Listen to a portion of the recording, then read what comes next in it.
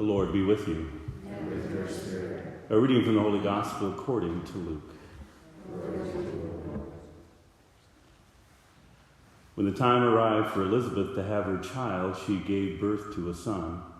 Her neighbors and relatives heard that the Lord had shown his great mercy toward her, and they rejoiced with her. When they came on the 8th day to circumcise the child, they were going to call him Zechariah after his father. But his mother said in reply, "No, he will be called John." But they answered her, "There is no one among your relatives who has this name."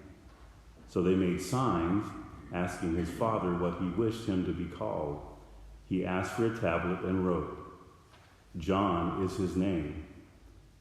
And all were amazed. Immediately his mouth was opened, his tongue freed, and he spoke, blessing God. Then fear came upon all their neighbors, and all these matters were discussed throughout the hill country of Judea.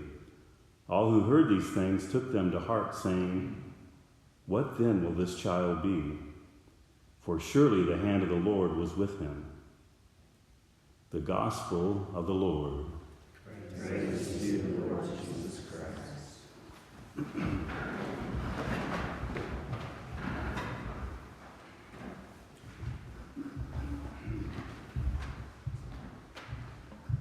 There's a lot of theological depth in our readings today, especially in relation to where they land within this Advent season. You know, we're really bumping up against that our redemption is at hand, that our God is coming to save us. And so with that in mind, just kind of looking at some of these prophecies, like from Malachi in our first reading, when he speaks that, "Lo, I will send Elijah the prophet before you on that day when he comes, that great and terrible day," so that, you know, the Messiah is going to be preceded by Elijah.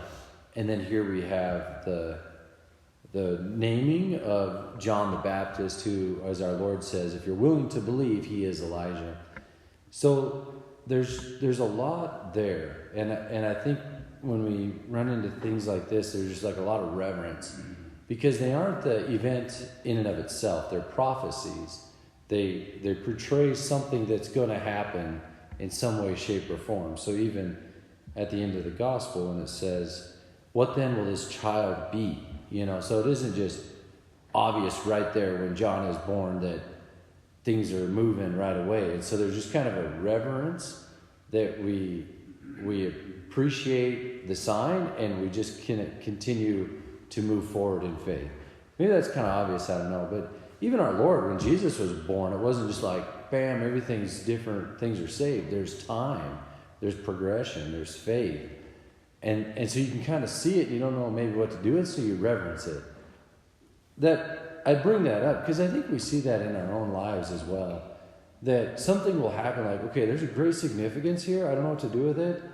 You know, so I'm going to reverence it, and I'm going to move forward, you know. And we move forward in faith, and then God's plan unveils. It obviously did in our gospel. That's, you know, I mean, we see you got Malachi, then John, and then, you know, years down the road, Jesus really takes on his ministerial role and saves the day. So anyway, there's just a lot. Okay, we're going to move with faith and reverence, and I just think that's how we roll, even as we bump up against the next coming days of our Lord's actual incarnation. That's awesome, but we continue to move forward and let God's plan unfold. So anyway, a lot of beauty in relation to the season. We celebrate Advent and upcoming Christmas, but just a kind of a way of moving forward for us when we recognize those sacred signs in our lives, you know, honor them, and then with like reverential faith, just continue to move forward.